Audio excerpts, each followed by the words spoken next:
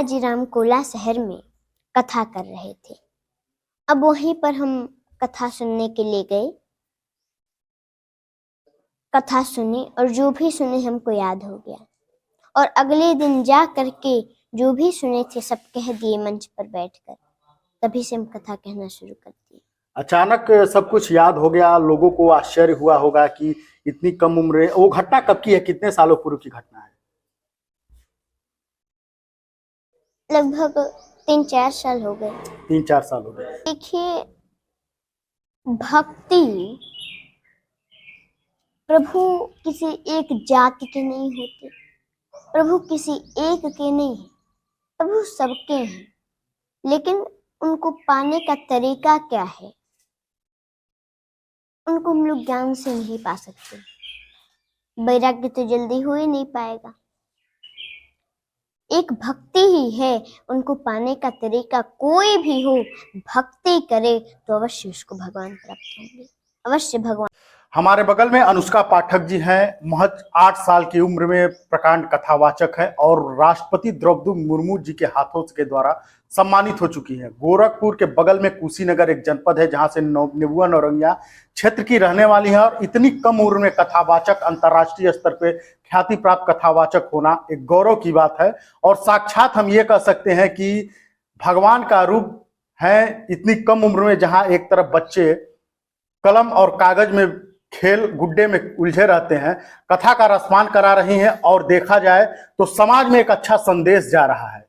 महज 8 साल की उम्र है और 4 सालों से लगातार कथा कह रही हैं और भारत के पहले व्यक्ति यानी कि राष्ट्रपति के द्वारा सम्मानित होना हर एक भारत के व्यक्ति के लिए गौरव का क्षण होता है, जिनको ये वो प्राप्त हो चुका है। हमारे बगल में बैठी हुई है, बड़हलगंज के टाड़ा गांव में कथा का रसपान करा रही है पिछले 1 हफ्तों से। महाराज जी, सबसे पहले हमारे चैनल से जुड़ने के लिए आपको धन्यवाद।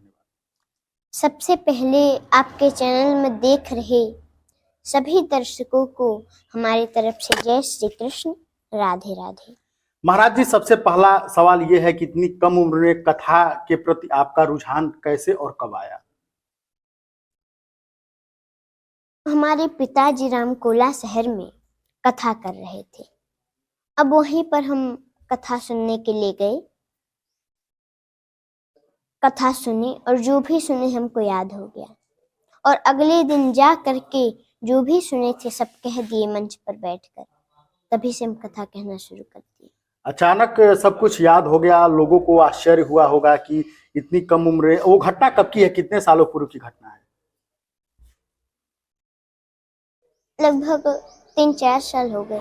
3-4 साल हो गए। तब से लगातार आप कथा कह रही हैं जी। अध्यात्म के प्रति रुझान कैसे आया आपके अंदर? वहीं से आ गया जी। अमूमन देखा जाए कुछ शास्त्रों का ज्ञान पढ़ने के बाद होता है, स्कूल जाने के बाद होता है, बहुत सारी जानकारियां होती हैं।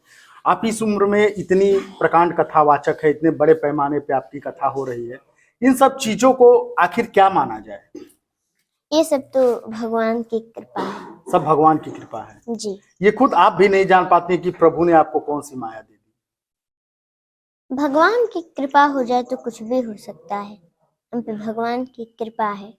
भगवान की कृपा है, इसको माना जाए। जी। अच्छा, ये बताइए महाराज जी, अमूमन कै दिनों तक आपकी कथा होती है? 9 दिन की भी होती है और 7 दिन की। अभी तक आप किस किस शहरों में कहाँ कहाँ पे कथा कर चुके हैं?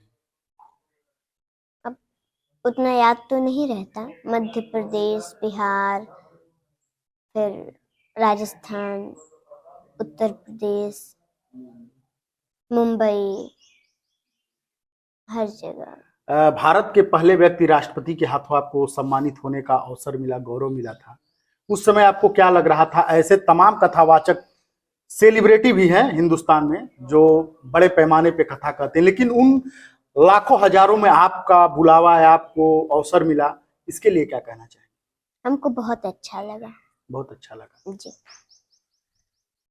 देखा जाए आज के डेट में सनातन की बात हो रही है, लेकिन लगातार सनातन पे तमाम तरह के हमले हो रहे हैं। सनातन धर्म के बारे में तमाम एक ये भी दौर कहा जा रहा है कि राम युग आ गया है, मंदिर भी बन गया है, लेकिन सनातन पे उतना ही विपक्ष के द्वारा हमले भी हो रहे हैं। तो आप इसको किस रूप में देखते हैं? ऐसा तो नहीं होना चाहिए। बस हम यही कहेंगे कि सभी लोग भगवान की भक्ति करें तो अवश्य कल्याण होगा सबका। भक्ति करने से ही कल्याण होगा। लेकिन आखिर इन लोगों के बारे में, ये लोग भी तो इसी समाज में जीते हैं, अगर इसको राजनीति माना जाए तो कहीं न कहीं प्रभु तो सबके होते हैं। देखिए, भक्ति प्रभु किसी एक जाति के नहीं होते, प्रभु किसी एक के नहीं है, प्रभु सबके हैं। लेकिन उनको पाने का तरीका क्या है, उनको हम लोग ज्ञान से नहीं पा सकते। वैराग्य तो जल्दी हो ही नहीं पाएगा। एक भक्ति ही है, उनको पाने का तरीका कोई भी हो, भक्ति करे तो अवश्य उसको भगवान प्राप्त होंगे, अवश्य भगवान उनका कल्याण करेंगे। महाराज जी, एक सवाल आपसे पूछेंगे। इतनी कम उम्र है, महज 8 साल की उम्र में है, और वेदों और शास्त्रों का आपको इस तरह से ज्ञान हो गया, तो आखिर मान लीजिए तमाम ऐसे भी बच्चे हैं जो खेलने और पढ़ने की उम्र होती है, तो आप क्या संदेश देना चाहेंगे? इस समय के बच्चे दिन भर फोन लेके गेम खेलते रहते हैं, कार्टून देखते हैं, तो हम तो यही कहेंगे कि अपने माता पिता का सेवा करें और पढ़ें, पढ़ाई करें। और फोन भी देखना है तो उसमें भगवान की कथा सुने, भगवान का भजन सुने।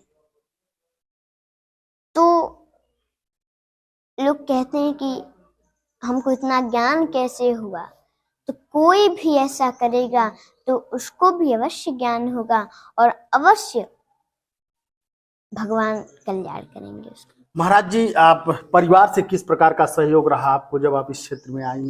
एक कही होंगी परिवार के लोगों से कि मुझे अध्यात्म के प्रति रुचि है, कथा कहना है, तो किस प्रकार का सहयोग माताजी पिताजी के द्वारा मिला? आपके पिताजी भी यहीं पे हैं, साथ साथ आपके संभवतः हम जानते हैं कि हर जगह कथा में जाते होंगे। देखिए, हम जब बोले हमको कथा करनी है तो कोई भी हमारे घर के लोग ये नहीं कहते हैं कि तुम यही काम करो। लोग आते हैं तो हमसे पूछते हैं क्या कोई आपके घर के लोग कहते हैं कि तुम कथा ही करो?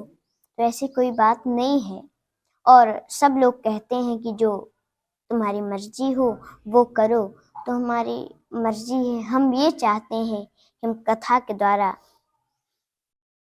सबको कथा सुनाएं ताकि इस कथा के द्वारा सबका कल्याण हो। आप अध्यात्म के क्षेत्र में तमाम कथावाचक हैं, तमाम धर्मगुरु हैं, शास्त्रों के जानकार हैं। अपना गुरु किसको मानती हैं? अपना मार्गदर्शक किसको मानती हैं? अब मार्गदर्शक हमारे गुरु, अभी हम कहीं पढ़ने के लिए तो नहीं गए, हाँ। लेकिन हमारे गुरु माता पिता हैं, हमारे घर परिवार के लोग हैं, जो माताएं बहनें हैं, भाई बंधु बड़े बुजुर्ग, सभी लोग इस समय हमारे गुरु हैं। सभी लोग आपके गुरु हैं। अच्छा, ये तमाम ऐसे बाबा हैं जो कथा कहते हैं, सेलिब्रिटी के तौर पे भी लोगों को देखा जा रहा है, महंगे खर्चे होते हैं उन लोगों के, तो इन लोगों से आपकी कभी मुलाकात हुई? कभी अटंडम एयरपोर्ट पे जाते हुए, चाहे कथा कहते हुए, इन लोगों से कभी आपकी मुलाकात हुई? किससे? किसी भी बाबा, जैसे तमाम ऐसे रामभद्राचार्य जी हैं, चाहे बागेश्वर बालाजी हैं, तमाम शंकराचार्य जी हैं, तमाम धर्मगुरु हैं, क्योंकि आपकी इतनी कम उम्र में और वो लोग इतने बड़े पैमाने पे हैं। हम चूंकि हम अध्यात्म पे कुछ कहना नहीं चाहिए, लेकिन हमें तो लगता है कि सबको आपसे सीखना चाहिए। आप साक्षात एक भगवान का रूप भी कहा जा सकता है। देखिए, ऐसी कोई बात नहीं है, भगवान की कृपा है हम पर, और भगवान की कृपा हो जाए। लोग कहते हैं कि अब भगवान का रूप है तो लोगों की श्रद्धा है, लेकिन हम पे भगवान की कृपा है और उनकी कृपा से ही हम कथा कहते हैं। एक आज के डेट में काफी प्रसिद्ध कथावाचक है बागेश्वर बालाजी। तमाम लोग, काफी भीड़ भाड़ होती है, दूर दराज से लोग आते जाते रहते हैं।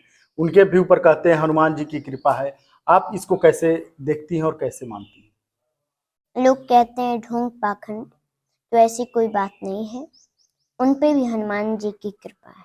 कभी जी। मुलाकात हुई बाबा जी से आपकी? अभी तो नहीं, अभी मुलाकात नहीं हुई। भगवान चाहेंगे तो अवश्य मिलेंगे। आपके बारे में तो जानते ही होंगे, आप भी उनके बारे में जानती ही हैं। जी। आप राष्ट्रपति के द्वारा सम्मानित हुई हैं, ये छोटी बात नहीं है। सब चैनलों में नेशनल से लेके प्रिंट मीडिया तक खबरें छपी होंगी, तो कहीं न कहीं उन लोगों तक तो एक मैसेज गया ही होगा। जी। तो अभी मुलाकात का कभी अवसर नहीं मिला? अभी तो नहीं मिले हैं। अभी नहीं मिली। अच्छा